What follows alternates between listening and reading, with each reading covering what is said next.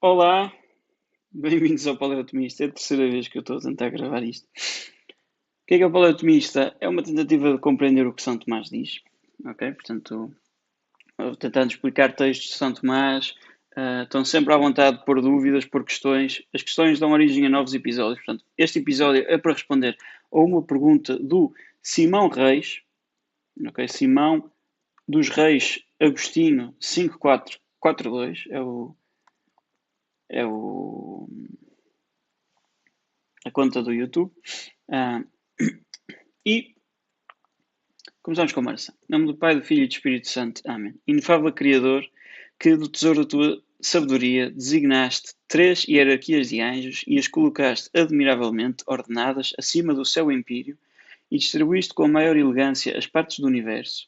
Tu que és chamado verdadeira fonte e princípio supereminente da luz e da sabedoria, digna-te a infundir um raio da tua claridade sobre as duplas trevas em que nasci, a do pecado e a da ignorância. Tu, que és chamado verdadeira fonte e princípio supereminente da luz e da sabedoria, digna-te a infundir um raio da tua claridade sobre as duplas trevas em que nasci, a do pecado e a da ignorância. Tu, que tornas as línguas dos mudos eloquentes, instrui a minha língua e infunde a graça da tua bênção nos meus lábios. Dá-me uma inteligência aguda, capacidade para reter, disciplina e facilidade para aprender, subtileza para interpretar, abundante graça para falar. Instrui o começo, dirige o progresso, completa o final. Tu que és verdadeiro Deus e homem, que vives e reinas pelos séculos dos séculos. Amém. São Tomás de Aquino, rogai por nós.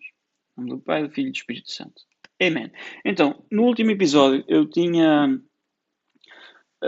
foi uma resposta a um comentário no Café Ciência e Fé. Mais uma vez eu recomendo a toda a gente. É top, incrível. Melhor coisa melhor material em língua portuguesa sobre apologética que eu conheço.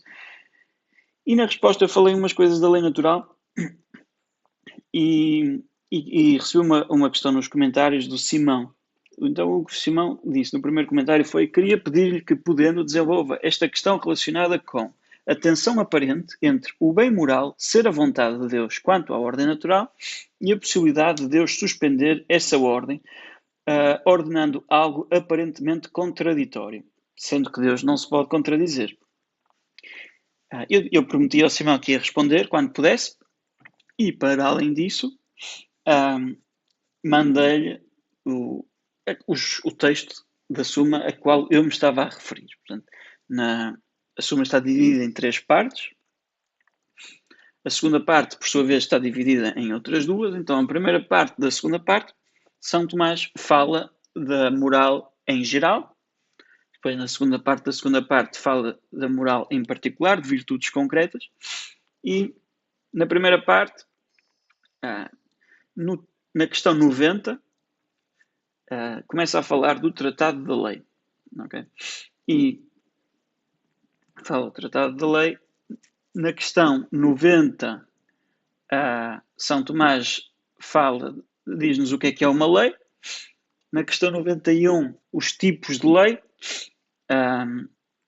Na questão 91, 92, dos efeitos da lei. Na questão 93, da lei eterna, que é um dos tipos de lei. Portanto, na questão 91, São Tomás fala-nos de 6 tipos de lei: a lei eterna, a lei natural, a lei humana, a lei divina antiga, a lei divina nova e a lei da concupiscência, que é assim lei, num sentido um bocadinho mais remoto, mas é lei. É lei no sentido em que quando alguém comete um crime está sujeito a uma outra lei. Portanto, quem se afasta da lei divina fica sujeito à lei da concupiscência. Mas não é uma lei que de si é diretamente querida por Deus. Ok. Então, depois, na questão 93 fala da lei eterna, na questão 94 fala da lei natural. Artigo 1, o que é a lei natural? Eu estou a dizer estas coisas para quem quiser pode ir ler e não tem que depois acreditar no resumo que eu vou fazer. Questão 91, 94, desculpem, o que é a lei natural? Sobretudo no artigo 1. A questão 94 é sobre a lei natural, o artigo 1 é o que é a lei natural, ou a pergunta é se a lei natural é um hábito. Não é, e São Tomás começa a explicar o que é a lei natural. Na questão 90, no artigo 2, vai perguntar se esta lei natural tem preceitos, é uma lei preceitual. E ele vai, no fundo, dizer que ela não é preceitual, mas ela tem preceitos, como por, hum, por consequência, mas aquilo que ela é uma participação na lei eterna. Ok. E depois, eventualmente, vai fazer mais outras perguntas, eventualmente vai perguntar se a lei pode mudar, se a lei natural pode mudar, e é aqui que surge o problema, digamos assim. Portanto, muito brevemente, a lei natural. Todas as coisas têm uma natureza, todas as coisas que existem no nosso mundo têm uma natureza, e porque têm uma natureza, elas comportam-se de certa maneira. Okay? E, portanto, nós dizemos que elas têm uma lei, nós falamos da lei da gravidade. Okay? Que é uma lei da natureza material. Todas as coisas materiais seguem a lei da gravidade. E depois, a natureza humana é especial entre todas as coisas criadas porque a natureza humana é racional. Então, quando nós falamos da lei natural, estamos a falar da lei da natureza humana no sentido em que é racional. Não é? Claro que eu também sou material, também sigo a lei da gravidade, mas aquilo que é específico do homem é a racionalidade, então é uma lei natural. Não no sentido das leis da lógica, mas é uma lei moral porque eu sou livre ou não de seguir essa lei. Okay? Portanto, há sempre uma razão de irracionalidade em não seguir a lei natural. Nós falamos disso no episódio anterior, porque o Bernardo Mota, no episódio, fala disso, do Café Ciência e Fé. Há uma certa noção de irracionalidade na lei natural. Porque é uma lei a ir contra a razão humana. Okay? Pronto. Agora, o que São Tomás vai especificar é que a lei natural é uma participação na lei eterna. A lei eterna é a providência divina que governa todas as coisas. Okay? Que é eterna, porque é da eternidade de Deus imutável. Mas essa lei eterna que vem de Deus é participada pelo homem. Okay? E ao ser participada pelo homem, ela manifesta-se em preceitos concretos. Okay? Da simplicidade de Deus, nós vimos para a multiplicidade, para a compositoriedade, para o facto do homem ser composto e, portanto, tem preceitos concretos. Mas esta lei tem um primeiro princípio, que é completamente imutável, nem Deus pode mudar, que é faz o bem, evita o mal. Okay? Este é o primeiro princípio. Okay. Do qual os outros seguem como uma conclusão. Okay? Tal como do primeiro princípio da razão, que é uma coisa não pode ser e não ser ao mesmo tempo, se seguem todos os outros. Seguem-se ainda princípios universais, como uma coisa contingente precisa de uma causa, isto segue-se do princípio de não contradição. Uma coisa que podia ser ou não ser precisa de uma causa para ser. Ou numa cadeia de causas per se tem de haver uma primeira que não é causada. Estou a dar estes dois exemplos porque eles estão relacionados com as demonstrações para a existência de Deus. Ou, sei lá, uma coisa não pode ser verdadeira e falsa ao mesmo tempo e no mesmo sentido. Isto também se segue do princípio ontológico de não contradição. Portanto, e depois, porque uma coisa não pode ser e não ser ao mesmo tempo, seguem-se estas coisas que ainda são universais, ainda são princípios da razão, mas já são derivados, e seguem-se as coisas particulares também. Segue-se que isto não pode ser material e não ser material ao mesmo tempo. Okay? Porque uma coisa não pode ser e não ser ao mesmo tempo, portanto, isto não pode ser material e não ser material ao mesmo tempo. É uma coisa particular, estão a ver? Pronto. A mesma coisa dos princípios da razão. Da razão prática, deste primeiro princípio. Faz o bem e evita o mal. Daqui vai-se seguir coisas como não matarás, okay? Universal, e através do não matarás o João. Okay? Portanto, deste primeiro princípio seguem-se os intermédios e o final. Ao perguntar depois na questão 5 se a lei natural pode mudar, aquilo que São Tomás vai dizer é, primeiro, mudar pode ser por adição ou por subtração. Por adição, a lei natural pode mudar. Deus pode adicionar princípios. Princípios não, desculpem. Deus pode adicionar leis morais. Por subtração, portanto, uma coisa que fazia parte da lei natural, deixar de fazer. Ele vai dizer, quanto aos primeiros princípios, não. Deus não pode fazer com que Ups, do nada, é para fazer o mal e evitar o bem. Ou é para fazer o bem ou o mal. Ou é para... Ok, Deus não pode alterar isso, porque isso implica uma contradição. Mas pode fazer, sim, que... e também não pode fazer, desculpem, que já não o primeiro princípio, mas o segundo princípio, na sua universalidade, desapareça. A partir de agora pode-se cometer adultério. Pode fazer, sim, que num caso particular, singular, poucas vezes, diz São Tomás, e por causas especiais, há ali uma causa específica, especial, que naquele caso permite que alguma lei natural não se aplique. Okay? Portanto, e que naquele caso se possa matar um inocente, naquele caso se possa cometer adultério, naquele caso se possa roubar. Portanto, Santo Tomás fala isto na questão 94, artigo 5, e estes 3 exemplos que eu acabei de dar estão na segunda objeção, porque Deus manda a Abraão matar o seu filho, ok, ele depois diz para não matar, mas mandou matar, portanto, mesmo que depois dissesse, estava a brincar, Deus estaria a mandar fazer uma coisa errada. Deus diz ao profeta Oseias para cometer adultério, porque diz para casar com uma prostituta. E Deus diz aos israelitas para roubarem vasos dos egípcios. Portanto, diz para roubar. São 3 exemplos que se tiram da Sagrada Escritura em que Deus manda fazer coisas contra a lei natural. Ok. O que Deus... Nossa Senhora. O que Santo Tomás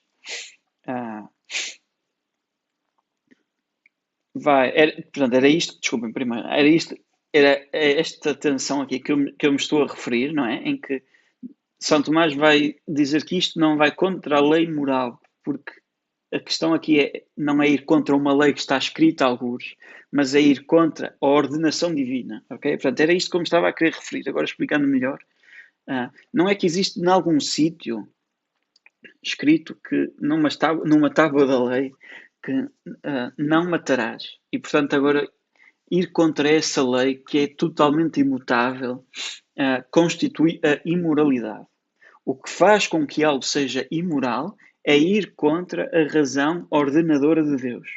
Okay? Porque São Tomás explica na questão 90 que a definição de uma lei é uma ordenação da razão, portanto, é algo que põe em ordem e é feito pela razão, não pela vontade que impõe coisas, mas pela razão que põe em ordem as coisas. E essa ordenação é dirigida ao bem comum, é feita por quem tem cuidado da comunidade ou por toda a comunidade junta, mas no caso da lei natural é Deus, e que é promulgada, ok? No caso da lei natural é promulgada pelo ato da criação, em que Deus confere as naturezas. E, portanto, a questão não é que nós estamos a ir contra uma coisa que está escrita, é que estamos a ir contra uma ordenação, de tal maneira que, São Tomás está-nos a dizer na questão 94, artigo 5, não matarás, não é? Essa lei, em alguns casos, pode ser, podemos ir contra essa lei, porque a ordenação de Deus é diferente. Para aquele caso particular, Deus ordenou aquilo de uma maneira geral, mas num caso particular não ordenou. Claro que nós já vamos ver a explicação de São Tomás e nós podemos querer dizer é que, não, naquele caso não é adultério. Em vez de dizer que é adultério, mas talvez isso seja melhor, ok? Mas, pronto, talvez seja melhor dizer naquele caso não é adultério. Mas, seja como for, a questão não é a obediência ou uma lei escrita na pedra, a questão é a obediência à ordenação. Primeiro por causa disto, e segundo por algo que eu já expliquei no outro vídeo, que é o mal. Vamos lá ver. O tratado da lei só aparece na questão 90. E antes disso, São Tomás já falou de imoralidade. Não é? Portanto, o ponto dele não era que existe esta lei e que agora a gente tem de obedecer. Ele primeiro fala do o que é que são os atos humanos, a questão o papel da deliberação nos atos humanos. E quando falta esta reta ordenação, a reta deliberação, a falta de ordem na deliberação, nós temos um mal moral. Pronto. Portanto, a questão joga-se muito mais na ordenação dos meios e dos fins do que no cumprimento de uma lei externa. Ok. Então, como é que São Tomás resolve estas questões da Sagrada Escritura? São Tomás vai dizer, no fundo vai dizer sim, é errado matar pessoas inocentes, mas, meus amigos, nós somos todos inocentes entre aspas, porque todos temos o pecado original. E, portanto, Deus, que de uma maneira geral institui na natureza humana que não se pode matar os inocentes, considerando quase o pecado original como uma coisa que não entra nessa consideração de inocência, mas na verdade entra, e portanto Deus pode indicar que em certos casos se mate, não matando um inocente, porque ninguém é inocente. Ok? Portanto, embora se faça parte da lei natural, não matarás, em alguns casos Deus pode dizer mata, não indo contra a lei, não se contradizendo. Apesar de. Portanto, estão a ver aqui a questão, a resposta central era: os primeiros princípios não mudam, as consequências, em algum caso particular, podem mudar. Portanto, Santo Tomás não está a dizer que agora Deus pode dizer acabou-se o mandamento, não matarás. Não, ele está a dizer, naquele caso concreto, ok. Deus disse para roubar, mas os vasos são todas as coisas são de Deus, é o que diz São Tomás. E, portanto, naquele momento, os egípcios têm a posse dos vasos porque Deus concedeu. Portanto, se Deus diz aos israelitas vai buscar os vasos, não se está a roubar nada a ninguém, porque Deus é que tinha conferido a posse aos egípcios e agora retira a posse aos egípcios.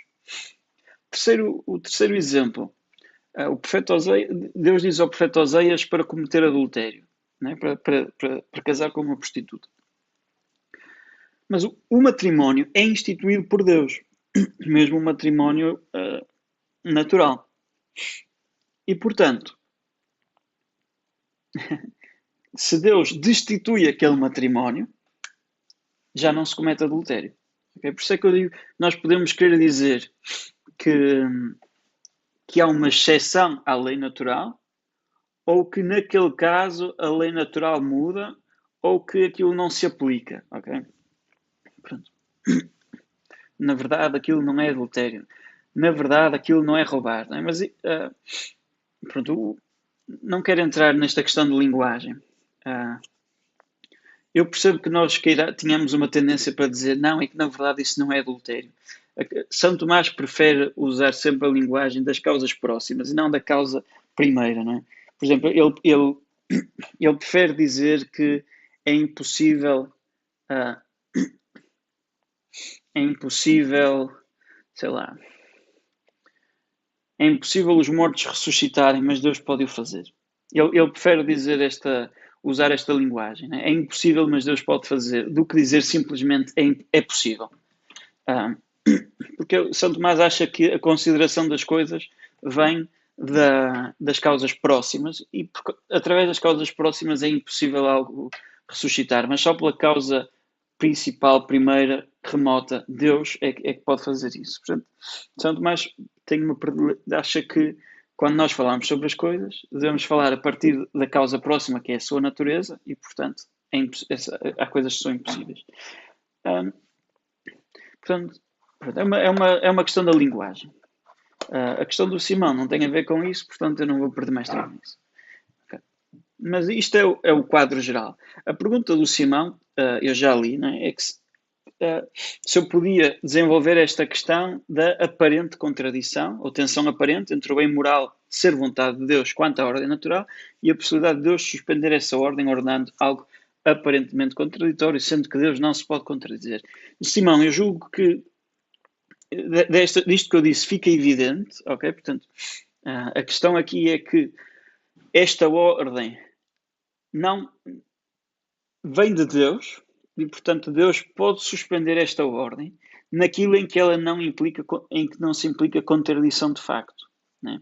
A contradição é aparente porque Deus dá esta ordenação às coisas, ok? Deus diz vai ser assim, mas depois diz mas isto não vai ser assim.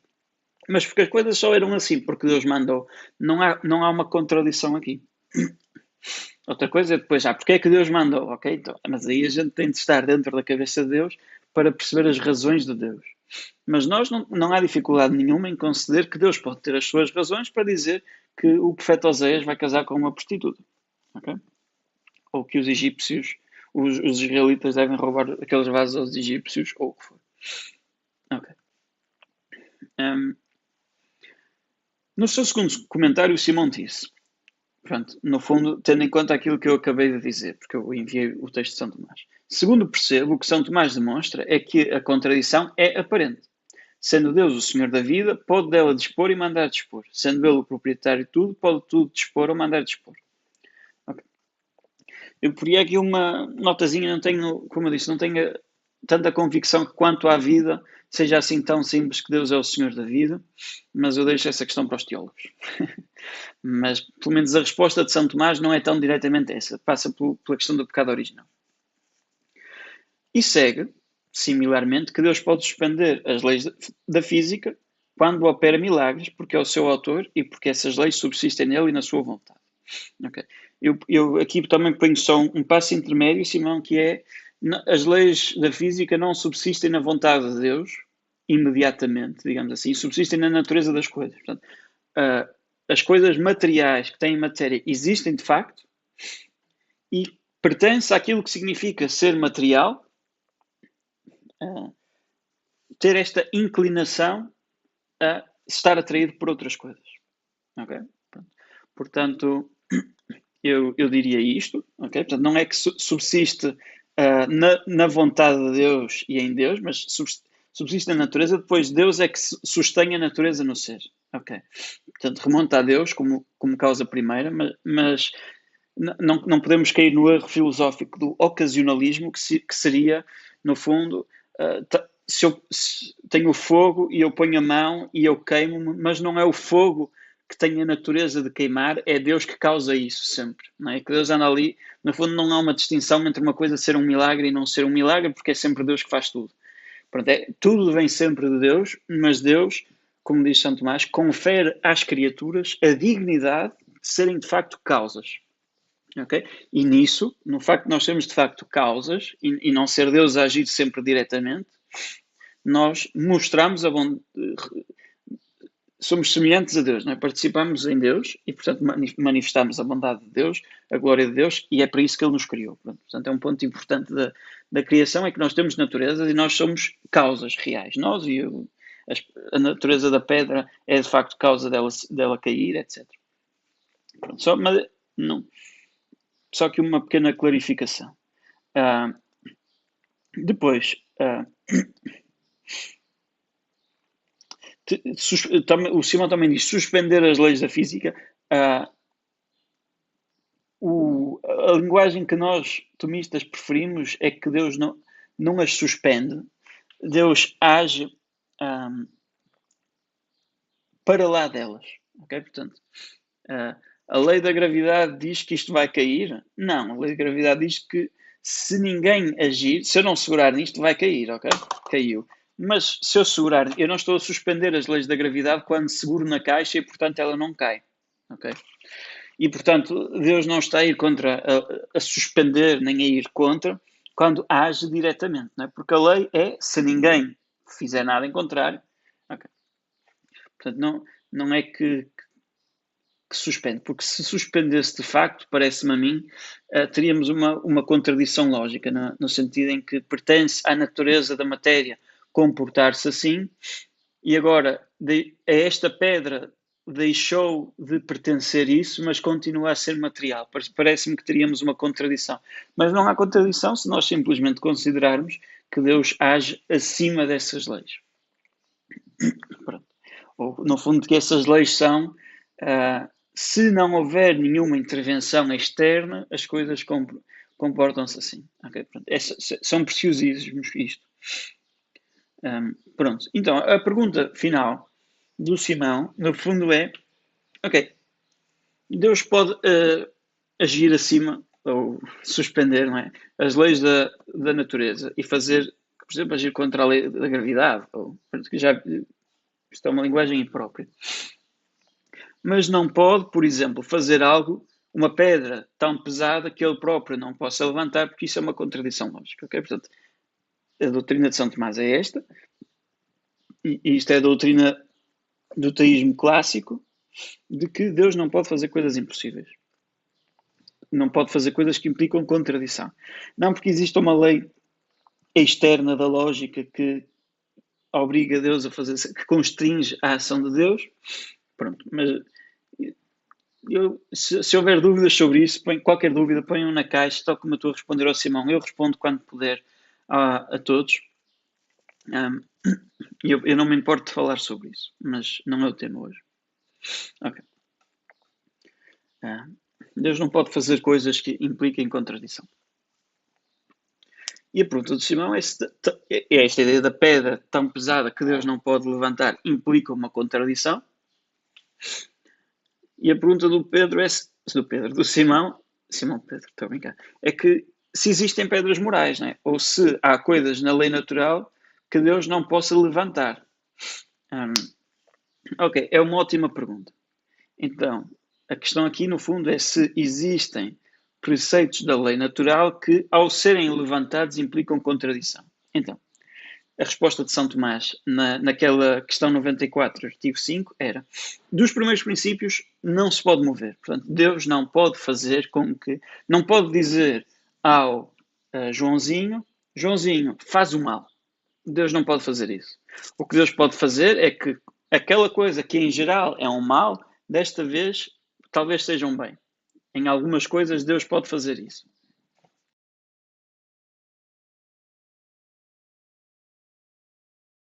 Deus pode fazer isso. Deus pode fazer que esta coisa que em geral é um mal, neste caso seja um bem. Mas não pode fazer com que esta coisa seja um mal e o Joãozinho tenha que e mandar ao Joãozinho fazê-la. Isso não pode fazer, isso é contra o primeiro princípio. E Deus não pode. O primeiro princípio é completamente imutável. Depois, os princípios intermédios, Deus também não os pode suspender de maneira universal. Pode suspendê-los nas suas causas particulares. Portanto, Deus não pode dizer, a partir de agora, pode-se cometer adultério. Okay? Isso, Deus não pode fazer isso. Porquê? Porque aí Deus estaria a dizer, ao mesmo tempo, o matrimónio está instituído e todos os matrimónios estão destituídos, podem ir contra o matrimónio. Okay? Isto implica uma contradição. Outra coisa é Deus dizer, como na objeção que é colocada a São Tomás, não, o matrimónio está instituído, portanto, não se pode cometer adultério. Mas neste caso particular, ok. Pronto. Portanto, há aqui uma diferença, Simão, entre o primeiro princípio nunca, o princípio central também em si mesmo não, nas suas consequências particulares, sim. Ok? Ok. Porquê? Porque o que São Tomás fala é que isto, no fundo, há um certo raciocínio que vai de uma coisa universal e imutável. Nós tiramos depois estas conclusões que de si são necessárias, ok? Mas depois, quando nós chegamos às consequências particulares, São Tomás diz, quando se vai do mais universal para o mais particular, aumenta o grau de indeterminação. Portanto, começam-se a meter as coisas contingentes aqui neste raciocínio, não é? No meio do raciocínio, põem-se as coisas contingentes da nossa vida, o que significa que estas conclusões últimas já supõem essas partes contingentes, não é? Portanto, já não são necessárias. Mas o que está antes supõe necessidade. Ok. Tal como uma coisa não pode ser e não ser ao mesmo tempo. É necessário. Uma coisa não pode ser material e não estar sujeita à lei da gravidade também. Segue-se, porque este é necessário. Isto aqui, no fundo, é aplicar o princípio universal àquilo que significa ser material. Mas agora, quando eu digo, isto então está sujeito à lei da gravidade, isso já supõe que isto é material. Okay? Portanto, é uma aplicação da contingência. Esta última afirmação já é filtrada pela contingência. Ainda mais se eu quiser dizer, então, as coisas que estão sujeitas à lei da gravidade caem, então isto cai. É ainda mais contingente, não é? Porque caem quando não se está a pegar nelas, mas aqui eu estou a pegar nela. Okay, isto é só para ilustrar o raciocínio aqui por trás. Portanto, primeiro princípio, Deus não pode mover. Princípios intermédios não pode no particular. Agora, a questão do Simão pode ser muito bem, mas há alguma coisa particular, então, que Deus não possa mandar? Ou existe algum intermédio cuja aplicação particular é sempre necessária? disclaimer, eu não sou filósofo moral, o meu mundo é metafísica e, sobretudo, teologia natural, argumentos para a essência de Deus, mas aquilo que me parece é que, com uma reflexão muito breve, que Deus não pode ordenar contra o mandamento amar a Deus sobre todas as coisas e não pode ordenar contra o mandamento amar o próximo. É muito interessante que estes sejam os dois mandamentos que Jesus Cristo nos dá e que são aqueles que Deus não pode ordenar contra, ou seja, que são necessários. E há vários tipos de necessidade, portanto, há muitas coisas que são necessárias, nós dizemos ex suppositione, por suposição, ou seja, por exemplo, o exemplo de Aristóteles para dizer o que é isto é: o Sócrates pode estar de pé ou pode estar sentado, mas se ele estiver sentado, ele tem de estar sentado. Não é? Ou seja, na hipótese de ele estar sentado, ele tem que estar sentado. Isto aplica-se muitas vezes à interpretação da Sagrada Escritura. Jesus Cristo tem que morrer na cruz? Não. Mas dado que há a profecia de que ele vai morrer na cruz, então ele tem de morrer na cruz, porque Deus profetizou. Okay? Portanto, em si a coisa não tinha de ser, mas Deus determinou. Portanto, obviamente, se Jesus Cristo manda amar o próximo como a si mesmo, por suposição, ex suppositione, isto torna-se necessário. Mas eu julgo que isto ainda é necessário, absolutamente necessário, seria o outro termo, mesmo que Jesus Cristo não tivesse ordenado, porque, vamos lá ver, a questão aqui é, o primeiro princípio é faz o bem e evita o mal, do qual nós tiramos consequências, até às consequências particulares.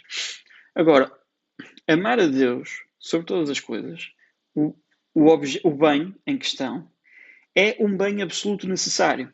Okay? Não há aqui esta coisa de matar é um mal ou adultério é um mal, mas na ordenação de Deus, Deus pode querer. Não, Deus, na sua ordenação, não pode querer que Ele próprio não seja o bem absoluto. Ok? E, portanto, parece-me a mim que Deus não pode dizer: Simão, amanhã escusas de amar a Deus sobre todas as coisas. Amanhã não é preciso. Ou amanhã tens de odiar a Deus. Ou amanhã tens de amar mais o teu cão do que Deus. Pronto. Isso é uma pedra moral, ou seja, é algo que Deus não pode fazer. E a mim parece-me que outro exemplo é amar o próximo. Amar significa desejar o bem. Não é? Portanto, desejar o bem ao outro. E há aqui uma precisão a ser necessária, não é? Que é necessário fazer. Nós às vezes desejamos o mal a outra pessoa por pecado, não é? Porque somos pecadores e o fazemos, ou porque eu desejo o bem a alguém e esse bem implica o mal de outra pessoa, não é? Portanto, se eu quero, se é um caso em tribunal da minha tia contra outra pessoa qualquer e eu quero que a minha tia ganhe, eu quero que o outro perca. Pronto. Ou se o João é um criminoso, é um serial killer, eu quero o bem da sociedade, eu quero que ele esteja preso. Pronto. Mas então, a coisa má que nós desejamos nós não desejamos a coisa má, ou se desejamos a coisa má, estamos a pecar. Quando nós não estamos a pecar, nós desejamos a coisa boa, mesmo quando desejamos a coisa má em si mesma, nós não desejamos a coisa má.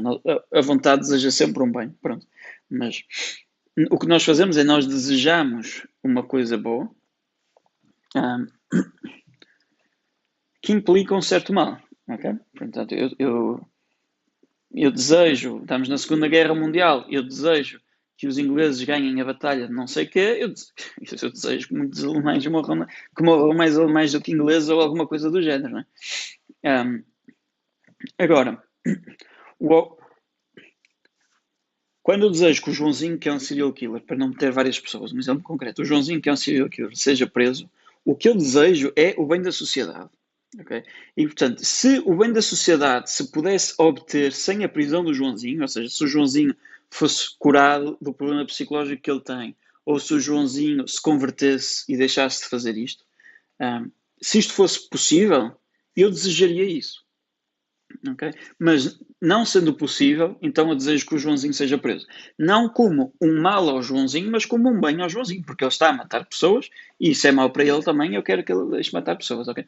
Portanto, isto para dizer em que medida é que nós desejamos mal a outra pessoa, ou porque estamos a pecar, ou porque na verdade, nós desejamos um bem que implica um certo mal, e mesmo esse mal é aparente. Okay? Porque eu desejo que a minha tia ganhe o caso no tribunal, quer dizer, isso é desejar bem à minha tia? Depende. Se a minha tia tiver razão, é. Se a minha tia não tiver razão e ela ganha o caso e uma pessoa inocente é prejudicada, eu não estou a desejar bem à minha tia, não é? Eu estou-lhe a desejar um bem material qualquer, mas estou-lhe a desejar que ela esteja a agir imoralmente ou que esteja a receber benefícios de maneira incorreta, não é? Portanto, quando nós temos de desejar o bem, não é? Faz o bem, procura o bem e evita o mal, e, portanto, isso é sempre de desejar o bem ao outro. Ainda que isso possa parecer um certo mal ou possa parecer.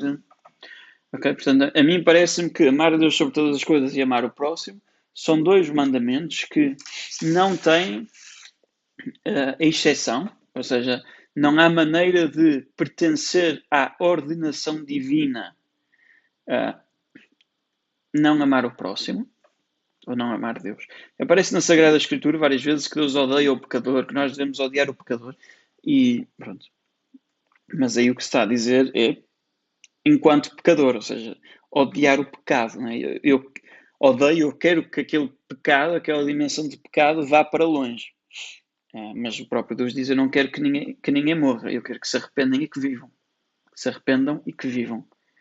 Pronto. Portanto, Simão, a mim parece que isto seriam duas pedras morais. Pronto, digam-me o que é que vocês acham nos comentários. Se houver mais questões, aquela questão da omnipotência. Se não houver dúvidas sobre isso, não vale a pena estar a fazer um vídeo. Se houver, estão à vontade. Pronto, e é isto. Acho que não me esqueci de nada. Muito obrigado. Louvado seja nosso Senhor Jesus Cristo, para sempre seja louvado em sua mãe, Maria Santíssima. Em nome do Pai, do Filho e do Espírito Santo. Amém.